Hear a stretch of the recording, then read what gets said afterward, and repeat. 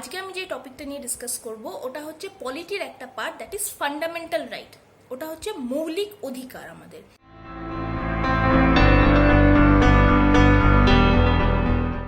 এখন আমাদের ফান্ডামেন্টাল রাইটসের সম্পর্কে আমাদের কনস্টিটিউশনে অলরেডি বলা আছে।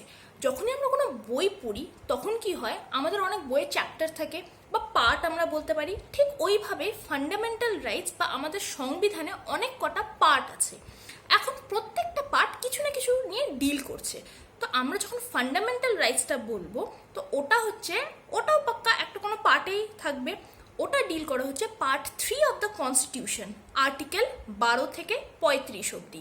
That is from article 12 to 35 deals with a fundamental rights. এখন ফান্ডামেন্টাল রাইটসের হঠাৎ দরকার কেন এত পড়লো?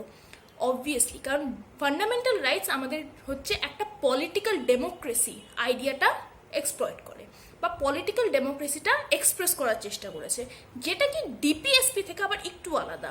ডিপিএসপি আবার সোশ্যাল আর ইকোনমিক অ্যাসপেক্টটাকে তুলে ধরার চেষ্টা করেছে। এখন পলিটিক্যাল ডেমোক্রেসি মানে দেখা গেছে দ্যাট ডেসপটিক রুল বা কোনো অথরিটিভ রুল যাতে আমাদেরকে আবার শাসন না করতে পারে, কারণ ব্রিটিশ রুল অনেকটা টাইম ধরে আমাদেরকে শাসন করে গেছে।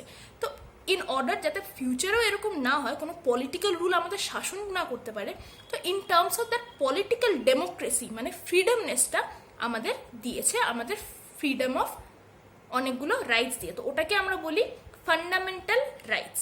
এখন ফান্ডামেন্টাল রাইটস হচ্ছে জাস্টিসিয়েবল ইন নেচার। জাস্টিসিয়েবল হলো যখন আমাদের ফান্ডামেন্টাল রাইট ইনফ্রিঞ্জ হচ্ছে তখন আমরা ডিরেক্টলি কোর্টে যেতে পারি, চাহে ওটা সুপ্রিম কোর্টই কেন না হোক আর হাই কোর্টই কেন না হোক। We can directly approach the higher legal procedure.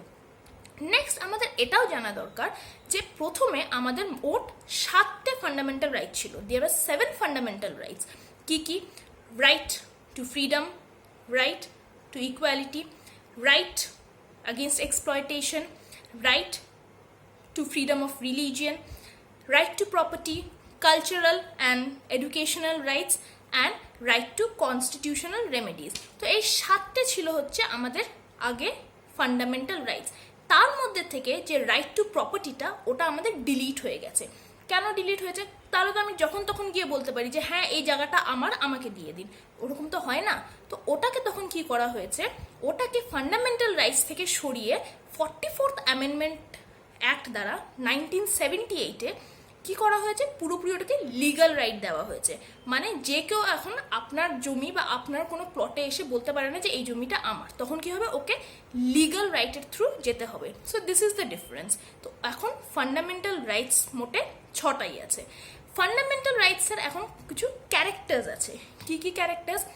এটা তো আমরা জেনে গেলাম যে ফান্ডামেন্টাল রাইটস আর জাস্টিসিয়েবল ইন নেচার। তার সাথে ফান্ডামেন্টাল রাইটস অ্যাবসলিউট না।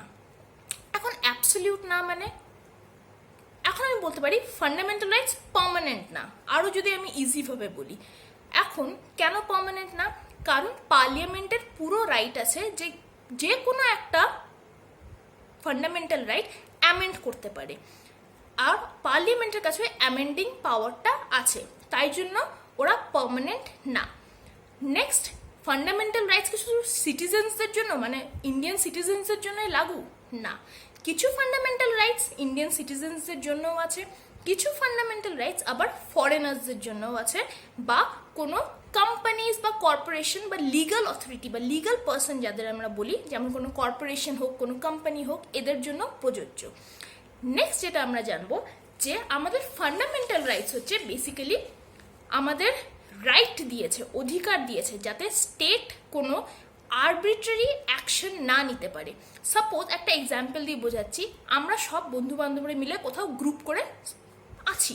Fundamental right have given us the right কি we can form any group or we can be at any place. এখন কেউ যদি সরকার এসে বললো যে না না না না না তোমরা এখানে গ্রুপ হতে পারবে না, দ্যাটস নট রাইট। কিন্তু এটা কি ঠিক? না, এটা ঠিক না, কারণ এটা আমাদের অধিকার দিয়ে রেখেছে। বা আমরা সাপোজ কোনো কোঅপারেটিভ সোসাইটি বানাবো, এটার অধিকার দিয়ে রেখেছে। কিন্তু state has the power two impose reasonable restriction. Reasonable restriction মানে সাপোজ আপনি ওখানে মিটিং করছেন, কিন্তু আপনি প্ল্যানিং করছেন যে কোথায় আমি অ্যাটাক করব, কোথায় আমি বম ব্লাস্ট করব। তো that is not correct, and state তখন আপনার প্রতি রিজনেবল রেস্ট্রিকশনস লাগানোতে পারবে। কিন্তু আদৌ ওই রেস্ট্রিকশনটা রিজনেবল কি না ওটা কেবল অ্যান্ড কেবল আমাদের সুপ্রিম কোর্টই জাজ করতে পারবে, বা হায়ার অথরিটি লেভেলই জাজিং পাওয়ার তাদের কাছে দেওয়া আছে। তো এই সমস্ত হচ্ছে কিছু ক্যারেক্টারিস্টিক ফিচার্স। আরেকটা যেটা ক্যারেক্টারিস্টিক ফিচার্স, কিছু কিছু ফান্ডামেন্টাল রাইটস হচ্ছে negative in characters. Negative in characters মানে আমাদের বলেছে যে এটা করা যাবে না। তো এই যে না, নো ওয়ার্ডটা যখন চলে আসে, দ্যাট ইজ তখন ওটাকে নেগেটিভ ফিচার বলা হয়। মানে that is not the thing কি ওটা আমাদের এগেনস্টে যাচ্ছে, but in a negative sense of negativity যেটা বলা হয়। If there is no word, so we can say negative in character. Next, কোনো মার্শিয়াল এরিয়া মানে কোনো মিলিটারি জায়গায় রেস্ট্রিকটিভ লজ প্রযোজ্য। ওখানে ফান্ডামেন্টাল রাইটস ওদের হিসাবে কিছু মার্শিয়াল লজ আছে which we need to follow.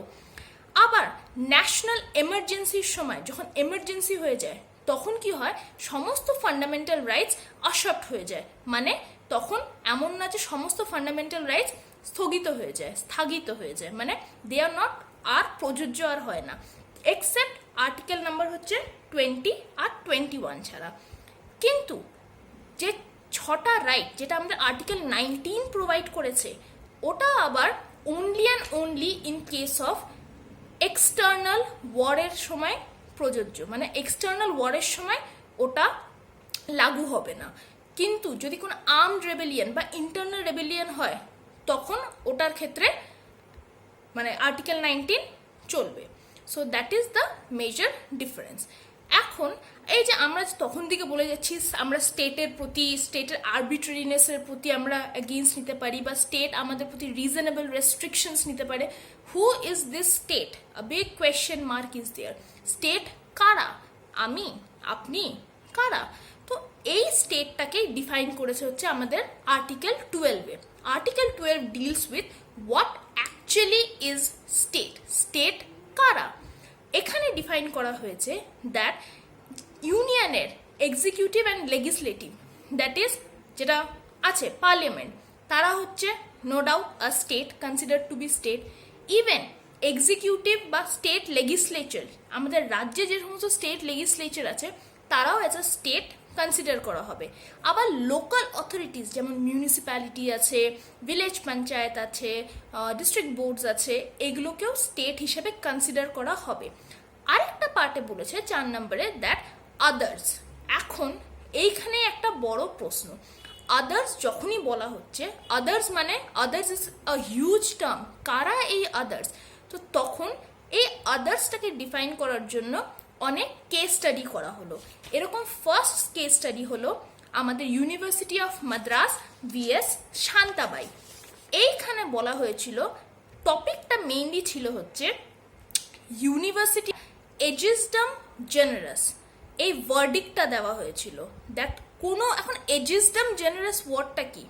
Suppose একটা আমি ফিল ইন দ্য ব্ল্যাঙ্কস টাইপের দিচ্ছি, ব্লু, ব্ল্যাক, ড্যাশ, গ্রিন। তো আমি এই ড্যাশটাতে কি ফিল করব? অবভিয়াসলি যেহেতু সবগুলো কালার আছে তো আমি কালার ওরিয়েন্টেড ওইখানেও কালার বসাবো। তো এটাই হচ্ছে এজিসডম জেনারেস, মানে অফ দ্য সেম নেচার। যে নেচারগুলো আগে এসেছে, তার মানে আমরা পার্লিয়ামেন্টে যেটা দেখেছি, বা স্টেটের ক্ষেত্রে স্টেট লেজিসলেচার, বিধানসভা, বিধান পরিষদ, এগুলো যেমন আছে, প্লাস আদার অথরিটিস যেগুলো আছে, এগুলোর যেমন ফিচার্সগুলো ঠিক ওরকমভাবেই হচ্ছে আদার্সেরও ফিচার। যেহেতু ইউনিভার্সিটি অফ মাদ্রাস কোনোটাই ফলো করে না, তাই জন্য ইউনিভার্সিটি অফ মাদ্রাস হচ্ছে স্টেট বলা যাবে না। কিন্তু পরের কেসটাতে উজ্জম্বাই ভিএস স্টেট অফ ইউপিতে এটা বলা হয়েছিল দ্যাট এই এজিসডম জেনারেস এই ভার্ডিক্টটা খুবই ন্যারো টাইপের ভার্ডিক্ট। তো এটা হচ্ছে ফলো করা উচিত না জিনিসটা, বাস এটাই বলা হয়েছিল উজ্জম্বাই ভিএস স্টেট অফ ইউপিতে। Next case Rajasthan electricity board vs Mohanlal. এই কেসে এখন একটা স্পেশাল ক্রাইটেরিয়া ফর্ম করা হলো। কি ক্রাইটেরিয়া? দ্যাট কোনো ল বা কনস্টিটিউশন দ্বারা যখন কোনো বডিকে বানানো হয়েছে, যে কোনো বিল্ড ভায়া বা formulated via a law or a constitution, যার ওই পজিশনটা বিলং করে তাকে আমি স্টেট বলতে পারবো। অ্যান্ড ইয়েস, ইউনিভার্সিটি অফ মাদ্রাজও এরকম কোনো ল দিয়েই তৈরি করা হয়েছে, তো তখন ইউনিভার্সিটি অফ মাদ্রাসকে আমরা স্টেট হিসাবে বলেছি। তার মানে একদম শুরুতে আমরা ইউনিভার্সিটি অফ স্টেটকে পাইনি, but now the state is, আমরা এটা এটা কোর্ট অলরেডি ভার্ডিক্ট দিয়েছে that yes now university can be consider as the state. এর জন্য তাকে ওই সেম এজিসডেম জেনারেস ফলো করবার দরকার নেই, বা কোনো গভর্নিং বা কোনো সোভারেন বডি হওয়ার দরকার নেই। নেক্সট, সুখদেব ভিএস ভগতলাল, এই কেসে বলা হয়েছে দ্যাট ওএনজিসি, এলআইসি, এর যত সমস্ত এরকম কোম্পানিজ আছে এরাও স্টেট হিসেবে কনসিডার করতে পারবো আমি এদেরকে। Next, RD Shetty VS Indian authority, মানে ইন্ডিয়ান এয়ারপোর্ট অথরিটি, আইএএ, এটা নিয়ে একটা কেস হয়েছিল। এই কেসে ভার্ডিক্টটা এমন দেওয়া হয়েছিল দ্যাট কোনো প্রাইভেট কোম্পানি, কোনো প্রাইভেট ফার্মের ওপর যদি গভর্নমেন্টের একটা মেজর হাত থাকে, মানে ওটা যে কোনো কারণে হতে পারে, ফিনান্সিয়াল স্টেট দিয়েও হতে পারে, বা কোনো যদি অথরিটিভ পজিশন যদি থাকে ওই কোম্পানিতে, তাহলে ওই প্রাইভেট ফার্মটাকেও আমি স্টেট হিসেবে কনক্লুড করতে পারবো। তো এই যে আমরা যে আদার্স টার্মটা যে পেয়েছি 4 নম্বর পয়েন্টে, যে এই প্লাস আদার্স, এখন এই আদার্স টার্মটার আমরা অ্যাকচুয়ালি কারা ওটা ব্রেভ ডিসক্রিপশন আমরা পেয়ে গেছি, যে এই পার্টগুলো হচ্ছে we can conclude them as state. তো এটাই হচ্ছে আমাদের আর্টিকেল 12 ডিল করে। তো আজকে আর্টিকেল 12 অবধিই থাক। নেক্সট আমরা আবার পরবর্তী আর্টিকেলস নিয়ে ডিল করব। আশা করি ভালো লেগেছে। Thank you.